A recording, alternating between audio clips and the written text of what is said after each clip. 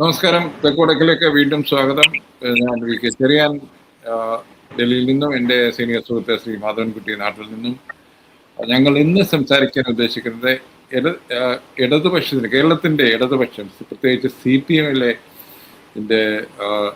തിരഞ്ഞെടുപ്പ് തന്ത്രങ്ങളെ പറ്റിയാണ്. നമ്മൾ ഒക്കെ കണ്ടു ഇന്നലെ കേരളത്തിലെ എല്ലാ പത്രങ്ങളിലും 2 പേജ് അഡ്വർടൈസ്മെന്റ്. അത് ആദ്യമായിട്ടായിരിക്കും പഴയൊരു 10 വർഷം മുമ്പ് നടന്ന ഒരു സർക്കാരിൻ്റെ പാളിച്ചകൾ കാണിച്ച് ഇന്നത്തെ സർക്കാരിനെ കമ്പയർ ചെയ്യുന്ന ഒരു തരത്തിലുള്ള, അതും സർക്കാരിൻ്റെ പരസ്യം ആദ്യമായിട്ടാണ് എനിക്ക് തോന്നുന്നു. അങ്ങനെ BJP പോലും സാധാരണ ചെയ്യാറില്ല. കോൺഗ്രസ് കാലത്ത് നടന്നതിനെ പറ്റി അവർ പറയാറുണ്ട്, പ്രസംഗിക്കാറുണ്ട്, നെഹ്റുവിനെ ഒത്തിരി അധിക്ഷേപിക്കാറുണ്ട്. പക്ഷെ ഒരിക്കലും നെഹ്റു ഇത് ചെയ്തു, അതിൻ്റെ ഇന്ദിരാഗാന്ധി ബാങ്ക് നാഷണലൈസേഷൻ ചെയ്തു 71-ൽ, ഇന്ന് ഞങ്ങൾ അതെല്ലാം പ്രൈവറ്റൈസ് ചെയ്യുന്നു എന്ന് പറഞ്ഞുള്ള അഡ്വർടൈസ്മെന്റ് അവരൊരിക്കലും കൊടുത്തിട്ടില്ല. അതും സർക്കാരിൻ്റെ ചിലവിൽ. ഇതിനെ ആ ദിവസം തന്നെയാണ് നമ്മൾ കണ്ടു. CPM-ന്റെ ഒരു MLA ശശി പാർട്ടി വിമതരുടെ കൺവെൻഷനിൽ പോവുകയും അദ്ദേഹത്തെ എക്സ്പെൽ ചെയ്യുകയും ചെയ്തു. അതേപോലെ തന്നെ ശ്രീ സുധാകരന്റെ കാര്യത്തിൽ നമ്മൾ ചർച്ച ചെയ്തു. പക്ഷേ സുധാകരൻ പാർട്ടിയുമായി അടുക്കുന്നില്ല, അല്ലെങ്കിൽ പാർട്ടിയുമായി സമരസത്തിലല്ല എന്ന് വളരെ കൃത്യമായി അദ്ദേഹം സൂചിപ്പിക്കുന്നു. പാർട്ടി അദ്ദേഹത്തിനെ കൈകാര്യം ചെയ്യാൻ, അല്ലെങ്കിൽ കുറഞ്ഞ പക്ഷം നിശബ്ദനാക്കാൻ ശ്രമിച്ചുകൊണ്ടിരിക്കുകയാണ്. സാർ, എന്താണ് CPM-ലെ ഈ ഇത്തരമുള്ള ഒരു ഹൈ ആൻഡ് ലോ ഉള്ള ഒരു കാണിക്കുന്നത്? അവരുടെ ഒരു രീതിയിൽ പറഞ്ഞാൽ ഒരുതരം അവർ പരിഭ്രാന്തരായിരിക്കുകയാണോ എന്ന് നമുക്ക് തീർച്ചയായിട്ടും താങ്കളുടെ റീഡിംഗ് വളരെ വളരെ ശരിയാണ്. പരിഭ്രാന്തിയുടെ സകല ലക്ഷണവുമാണ് കേരളത്തിലെ CPM നേതൃത്വം ഇവിടെ ഇപ്പോൾ കാണിച്ചുകൊണ്ടിരിക്കുന്നത്. ഏറ്റവും മോശമായ ഒരു തിരഞ്ഞെടുപ്പ് കാല ചിത്രമാണ് CPM ഇന്ന് കേരളത്തിൽ കാഴ്ചവെക്കുന്നത്. താങ്കൾ സൂചിപ്പിച്ച ഇത്തരത്തിലുള്ള അഡ്വർടൈസ്മെന്റ്, അതായത് പരസ്യ രാഷ്ട്രീയം, അത് പുതിയതല്ല. ഒന്നാമത്തെ പേജിൽ ഓരോ സർക്കാരുകളും അവരുടെ വികസന നേട്ടങ്ങൾ കൊടുക്കാറുണ്ട്. അത് ഇന്ത്യയിൽ വളരെ കാലമായിട്ട്, എനിക്ക് തോന്നുന്നത് ഒരു 3 പതിറ്റാണ്ടായെങ്കിലും അങ്ങനെ ജാക്കറ്റ് എന്നുള്ള പത്രങ്ങളിൽ പറയുന്ന ജാക്കറ്റായിട്ട് പരസ്യം വരുന്നു. ആ പരസ്യം സർക്കാർ പരസ്യങ്ങളാവുന്നു. പക്ഷെ പല പത്രങ്ങളെയും സഹായിക്കുന്നതിന് സർക്കാരുകൾ, മോഡി സർക്കാരും സംസ്ഥാന സർക്കാരുകളും ഇത്തരത്തിലുള്ള സർക്കുലേഷൻ പോലും ഇല്ലാത്ത പത്രങ്ങൾക്ക് ഇത്തരം പരസ്യം കൊടുത്തുകൊണ്ടാണ് അവരെ കൂടെ നിർത്തുന്നത്.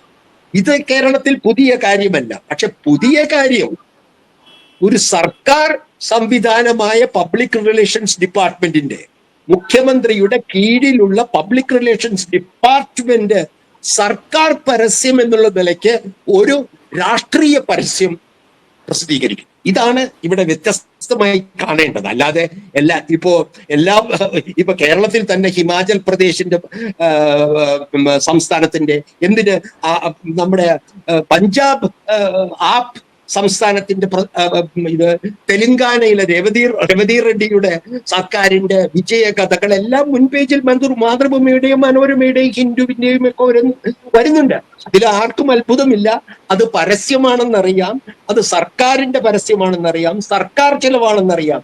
പക്ഷെ കേരളത്തിൽ ഇപ്പോൾ സംഭവിച്ചിരിക്കുന്നത്, പബ്ലിക് റിലേഷൻസ് ഡിപ്പാർട്ട്മെന്റിന്റെ, അതായത് നമ്മളുടെയും എന്റെയും നിങ്ങളുടെയും നികുതി വരുമാനത്തിൽ നടക്കുന്ന സർക്കാരിന്റെ പൈസ എടുത്തുകൊണ്ട് കൃത്യമായ ഒരു അതായത് കക്ഷി രാഷ്ട്രീയ തെരഞ്ഞെടുപ്പ് പ്രചരണത്തിന് CPM ഒരുങ്ങിയിരിക്കുന്നു, അതിന് തയ്യാറായിരിക്കുന്നു എന്നുള്ളതാണ് പ്രധാനം. 2, വേറെ നമ്മളെ പോലുള്ള മാധ്യമ പ്രവർത്തകർക്ക് ഇതിന്റെ നൈതികത, ഇത്തരത്തിൽ രാഷ്ട്രീയ പ്രചരണത്തിന് നമ്മളുടെ പത്രങ്ങളുടെ പേജ് വെറും പരസ്യമാണെന്നുള്ള മട്ടിലാണെങ്കിൽ പോലും അതിൽ എഴുതി എവിടെയെങ്കിലും ആർക്കെങ്കിലും കാണാൻ കഴിയാത്ത വിധം ഇത് പരസ്യമാണെന്ന് സൂചിപ്പിക്കുന്നത് കൊണ്ട് നമ്മളുടെ മാധ്യമങ്ങളുടെ അടിസ്ഥാനപരമായ ധാർമ്മികതയ്ക്ക് രക്ഷിക്കാനാവില്ല.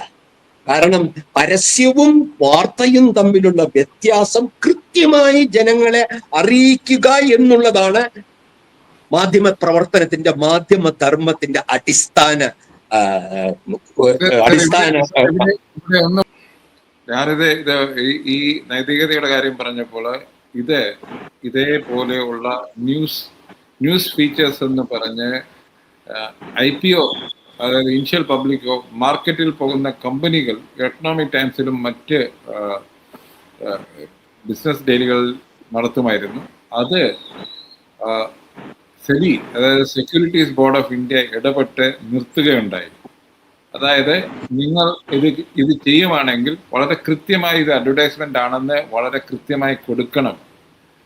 മാത്രവുമല്ല, അത് IPOക്ക് പോകുന്ന കമ്പനികളാണെങ്കിൽ, അതായത് ഇപ്പം തിരഞ്ഞെടുപ്പിന് പോകുന്ന പാർട്ടി ആണെങ്കിൽ ഇങ്ങനെയുള്ള ഒരു ക്യാമ്പയിൻ, വളരെ വൺ സൈഡഡ് ആയിട്ടുള്ള ക്യാമ്പയിൻ, ഇത് പ്രൈവറ്റ് ആണെങ്കിലും പ്രൈവറ്റുകാരോടും പോലും അങ്ങനെ ചെയ്യാൻ പാടില്ല. അത് ജനങ്ങളുടെ അല്ലെങ്കിൽ ഇൻവെസ്റ്റിംഗ് പബ്ലിക്കിന്റെ സ്വതന്ത്ര ചിന്തയെ സ്വതന്ത്രമായി തീരുമാനമെടുത്ത് ഇവാലുവേറ്റ് ചെയ്ത് ചെയ്യാനുള്ള ആ ഒരു കഴിവിനെ ബാധിക്കുന്നതാണ് എന്ന് securities board of exchange of India പറഞ്ഞ് എക്കണോമിക് ടൈംസിന്റെയും ഫിനാൻഷ്യൽ എക്സ്പ്രസിന്റെയും മറ്റുള്ളവരുടെയും പകുതി പേജും ഫുൾ പേജും അഡ്വർട്ടോറിയൽസ് തടഞ്ഞിട്ടുണ്ട്.